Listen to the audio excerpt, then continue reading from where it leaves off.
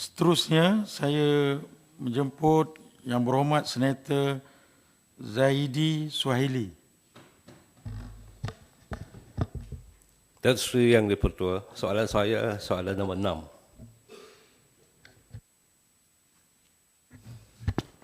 6. Bismillahirrahmanirrahim. Assalamualaikum warahmatullahi wabarakatuh. Terima kasih kepada Datuk Seri Yang di-Pertua dan juga terima kasih kepada Datuk Dr. Zabidi bin Haji Suhaili, Yang Berhormat Senator Datuk Dr. Zabidi bin Haji Suhaili di atas soalan yang dikemukakan. Terlebih dahulu saya ingin menggunakan kesempatan ini untuk mengucapkan tahniah di atas pelantikan Datuk Seri sebagai Timbalan Yang di-Pertua Dewan Negara. Walaupun daripada parti yang berbeza, tetapi pastinya daripada kerajaan yang sama, Kerajaan Perikatan Nasional. Tuan Yang di-Pertua, untuk mana-mana yang berhormat Senator, berikutan penularan pandemik COVID-19 pada tahun 2020 di Malaysia, kerajaan telah melaksanakan perintah kawalan pergerakan PKP di seluruh negara bermula daripada Mac 2020. Penguatkuasaan PKP telah menyebabkan larangan untuk beroperasi kepada premis perniagaan termasuk tapak binaan dalam tempoh 18 Mac sehingga 15 April 2020. Industri pembinaan dianggarkan mengalami kerugian sejumlah 11.6 bilion sebulan kerana penutupan operasi kira-kira 7,500 projek yang sedang berjalan. Gaji pekerja binaan merupakan 30% daripada kerugian ini, iaitu sejumlah 3.5 bilion. Selain daripada itu, 42%, 4.9 bilion adalah kerugian bahan binaan yang tidak digunakan, dengan 12% iaitu sejumlah 1.4 bilion kerugian adalah melibatkan peralatan dan jentera yang tidak digunakan. Manakala sejumlah 8% setiap satu merupakan kerugian bagi kos overhead syarikat dan kehilangan keuntungan. Untuk mengurangkan impak negatif PKP terhadap pertumbuhan ekonomi negara, kerajaan telah mengumumkan pembukaan semula sektor ekonomi termasuk sektor pembinaan negara bermula 1 Mei 2020. Pembukaan semula industri pembinaan telah memberi kesan positif kepada pertumbuhan negara.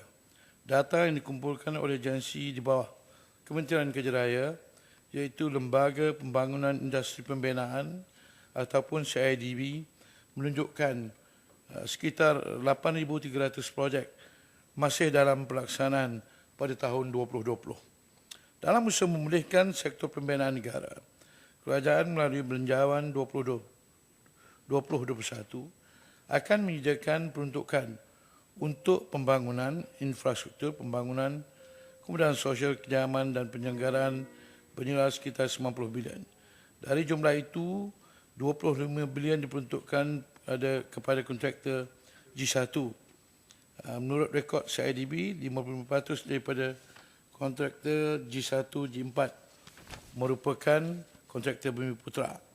Dan dalam memberikan manfaat mengikut pelaksanaan projek mega RMK ke-12 melalui pakej kecil projek tersebut, Belanjawan 2021 memperuntukkan sejumlah 15 bilion bagi projek infrastruktur meliputi Lebuh Raya Pen Borneo, landasan berkembar elektrik Gemas Johor Bahru, landasan berkembar Lembah Kelang fasa pertama dan beberapa projek lain. Sekian, terima kasih. Soalan tambahan. Terima kasih Yang Berhormat Timbalan Menteri. Kita mengambil iktibar dan hikmah daripada pandemik COVID-19. Jadi bagaimanakah soalan tambahan saya adalah bagaimanakah kerajaan dapat mengupayakan satu dasar upah yang lebih setimpal bagi pasaran kerja pembinaan tempatan kepada lepasan Institut Latihan Kemahiran Akademi Binaan CIDB agar kebergantungan kita terhadap pekerja asing dapat kita kurangkan. Terima kasih.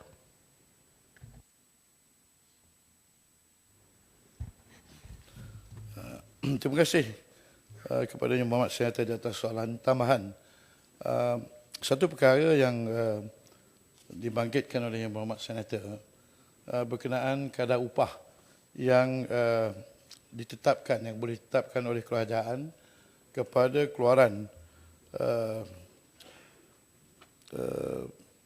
ataupun mereka yang telah menerima latihan sama ada yang mempunyai skill yang berskill ataupun tidak. Ini tertakluk kepada keperluan ataupun permintaan pekerja di dalam pasaran yang ditentukan oleh market force dengan izin. Ianya bukanlah suatu perkara yang mudah untuk hanya menentukan kadar upah yang dikenakan kepada mereka yang telah diberikan latihan mengikut kadar-kadar tertentu yang mungkin menjadi cadangan oleh mereka-mereka yang menghasilkan kadar upah yang dikenakan itu adalah betul.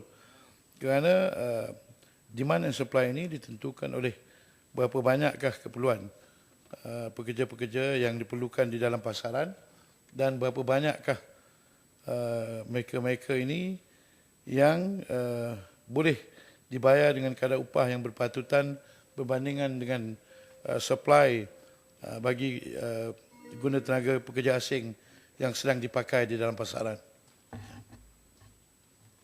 Terima kasih kepada Yang Berhormat Datuk Aidin Shazli bin Syed, Timbalan Menteri Kerja Raya. Seterusnya saya mempersilakan Yang Berhormat Senator Datuk Donald Peter Mojudin. Datuk Seri Yang di-Pertua, soalan saya nombor 7.